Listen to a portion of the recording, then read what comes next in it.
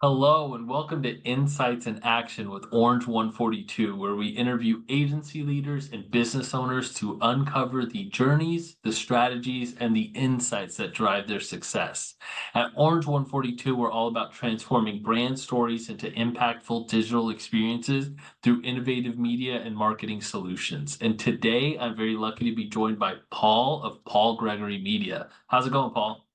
Awesome. Good to be here. Thanks for having me. Yeah, for sure. Well, Paul, I'd love to just start this off by learning a little bit more about your background and learning a little bit more about your agency. Sure. Let's see. I started this company about 19 years ago in 2006 during, well, if you remember 2007, it was kind of a housing crisis going on. Yeah. So a lot of people would come up to me and said, "This is my last $10,000. And Wow. if it doesn't work, I'm out of business." So I was forced to not only do good work, but also care to a Yeah. level that, I felt some responsibility if they were going to go out of business. So I made sure that they didn't. And I made sure my work was good enough that whatever problem we were trying to solve, we solved. So that's kind of how I started the agency, and it kind of morphed into devoting ourselves to nonprofit organizations and mission-driven organizations. So we're one of the few marketing agencies out there that specialize in purpose-driven or mission-driven organizations. And so what that means is 80% of our clients, 90% of our clients are nonprofit organizations. What I didn't realize is that the employees that we have sought us out because of that. So imagine you're this great marketer and you do good work, but you'd like to get out of the bed every morning and feel like you made a difference in the world. And that's what we can offer through our clients. Wow, that's awesome. So, Yeah. what motivated that transition? I mean, you started with, focusing on elevating small businesses and going to nonprofits, but like what motivated that and how has it influenced the agency's mission and operations? I probably started my third year in business where I joined a board. I joined a nonprofit board, and then I joined another, and then another. And then pretty soon I started seeing similarities between them. I'm one of those nerds that loves governance, but the inner workings of a nonprofit, their operations, and then seeing, oh, here's how this one solved the problem. Here, they're Mhm. still struggling with over here. Yeah. So I just love the kind of work. I love making a difference. I got into volunteering late in life, and that was one of my first volunteer. And I kind of liked it. It wasn't like dedicating, 5 hours to a food pantry. It was sort of the man behind the curtain, doing, you know, something behind a computer screen, which is sort of where I'm most comfortable.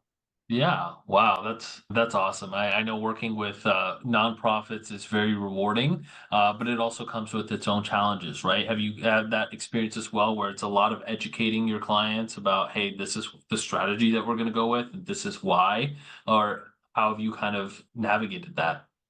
It used to be that way. I think the pandemic has sort of helped us. We used to visit the digital world, and now we kind of live there. And I Yeah. think executive directors and management are pretty savvy to the digital tools that are available.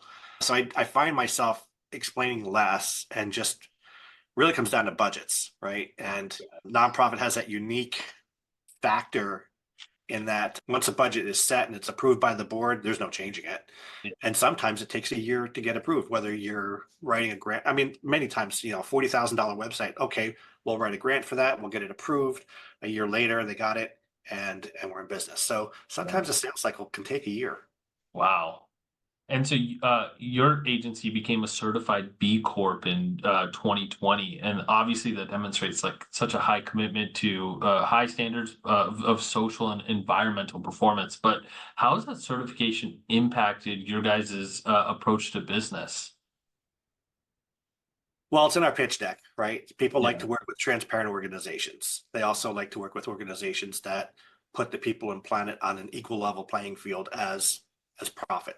And so B Corp, one of their tenets is just transparency. So we're transparent with our finances, we're transparent with our pricing, we're transparent with anything you want to know about the company, including the finances. So I think there's a lot of businesses out there that will seek out B corporations either through their directory or whatever, because they're starting to know it's not quite the global brand that they're trying to be just yet, but they're improving every year. So people are starting to understand what a B Corp is. And Yeah. like I said, it's not easy. It takes about a year to get certified. You have to recertify every 3 years. So we just recertified end of 2023.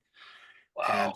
we'll have to start that process over again starting in January of 2026. So it's rigorous, and you're graded on 5 different things between governance and employees and clients and how do you treat these people, what's your supply chain, and on and on. And you have to be transparent. You can't just say you do it, you have to prove it.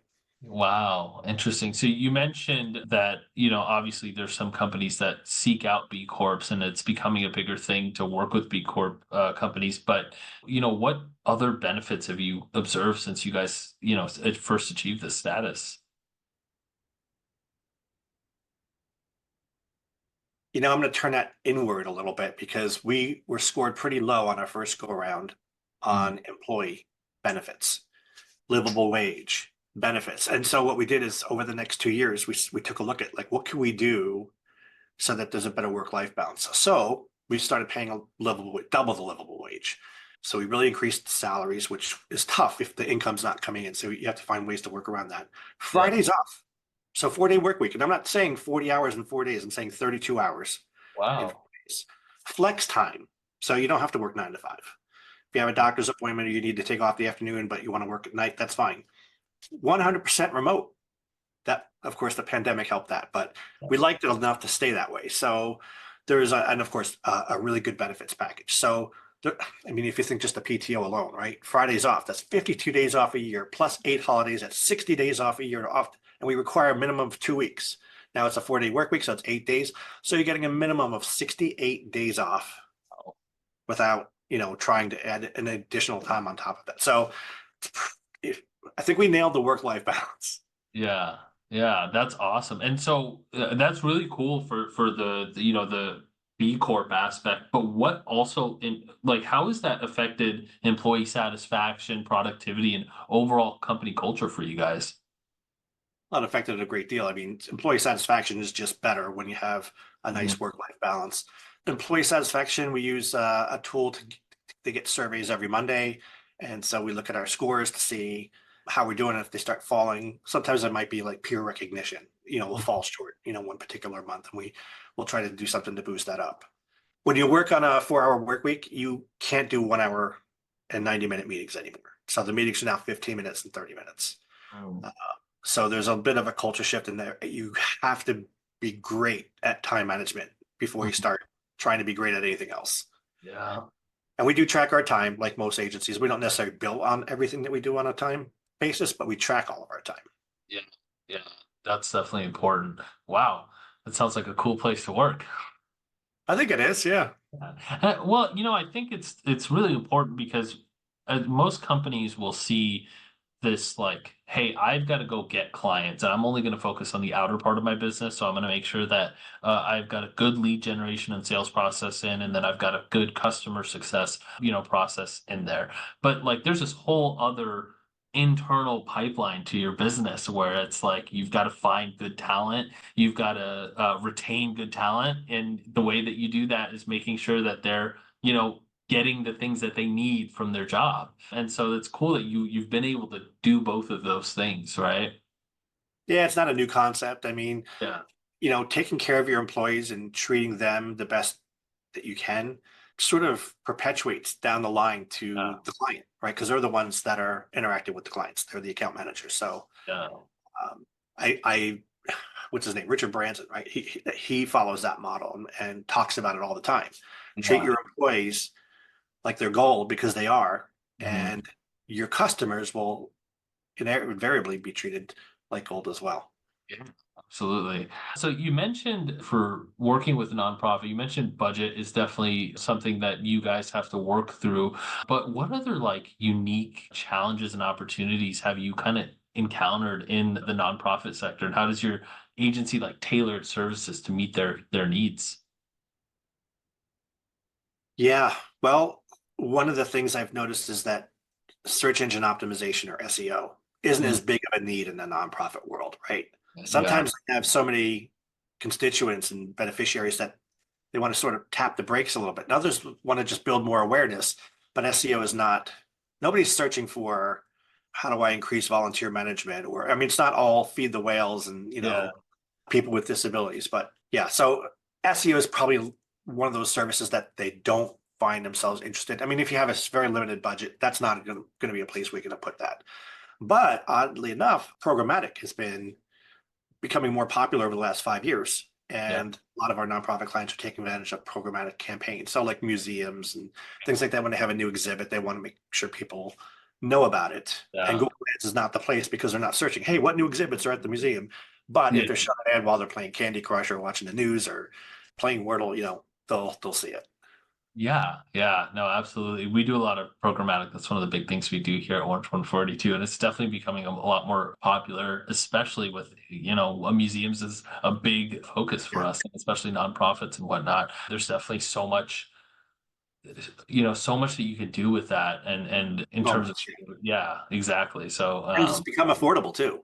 yeah, yeah, exactly. It was this huge barrier to entry with it before, but now, it's a lot easier for companies to do that. And so your agency is also actively involved in community initiatives, and you guys support various like, nonprofit organizations. I'd love to just understand some of those, initiatives that you guys are involved in or nonprofits that you guys work with. Well, we do nonprofit mixers. We did one 2 years ago. We're going to bring it back this year. We did grants. So we would do like, hey, we're going to give away a new website, or we're going to give away social media management for 3 months or whatever. So we've done grants. Most of that was done during the pandemic, but we'd like to bring those back as well. We started a podcast like yourself, who we interview just nonprofit leaders in the space so they could exchange information through that medium. And we donate 15% of our time every year across the Oh, board. So we did in 2020, we donated 50% of our wow. time because we just didn't have the work. And we figured, well, we want to, even if we're not getting paid, we want to do something. We don't want to just twiddle our thumbs. Yeah. And so 2020, we gave 50% of our work away. And then the next year we gave 25%. And the third year we gave 15, and we stayed there at 15 every year since. And we donate 1% of our gross revenue to Wow. local nonprofit organizations. Wow. That's so cool. Well, Yeah. Paul, I mean, your company sounds like an awesome place to work. You guys obviously sound like you do great work. I mean, where can people learn more about you and where can people learn more about your agency? Well, for our agency, check out paulgregorymedia.com.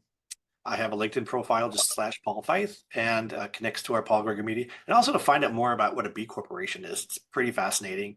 There's only some 9,500 companies, not quite 9,500 companies worldwide, only 42 in the state of Illinois, where we are in the US. And you could go to bcorporation.net. Okay, awesome. Well, cool. Thank you so much for being on, Paul. This was great. Yeah, thanks for having me.